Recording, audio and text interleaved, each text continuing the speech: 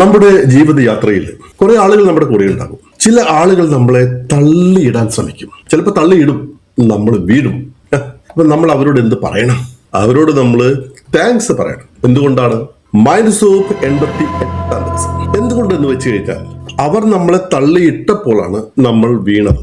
വീണപ്പോഴാണ് ഇങ്ങനെയൊക്കെ വീഴ്ച സംഭവിക്കും എന്ന് നമ്മൾ പഠിച്ചത്. അതുകൊണ്ടാണ് നമ്മൾ എണീക്കാൻ, വീണിടത്ത് നിന്നും എണീക്കാനും അവിടെ നിന്ന് നടക്കുവാനും പഠിച്ചത്. വീണ്ടും ചില ആളുകൾ നമ്മളെ തള്ളിയിടാൻ വരുന്നു എന്ന് നമ്മൾ മനസ്സിലാക്കിയത്. എന്ന് മനസ്സിലാക്കിയപ്പോൾ അവർക്ക് എത്താത്ത വിധം, നമ്മളെ തള്ളിയിടാൻ പറ്റാത്ത വിധം നമ്മൾ ഓടാൻ പഠിച്ചത്. നമ്മുടെ ജീവിതയാത്രയിൽ ലക്ഷ്യങ്ങളിലേക്ക് എത്താൻ നമ്മളെ പ്രാപ്തരാക്കിയത് അവരുടെ ആ തള്ളിയിടലാണ്. അപ്പോ നമുക്ക് അവരോട് ദേഷ്യം വേണോ? വേണ്ടേ വേണ്ട. അവരാണ് നമ്മളുടെ റിയൽ മോട്ടിവേറ്റേഴ്സ്, നമ്മളുടെ വഴികാട്ടികളാണ് അവര്. അപ്പൊ അവരോട് നമ്മൾ എന്ത് പറയണം? നമ്മൾ പറയണം താങ്ക് യു, നമോ വാഗം.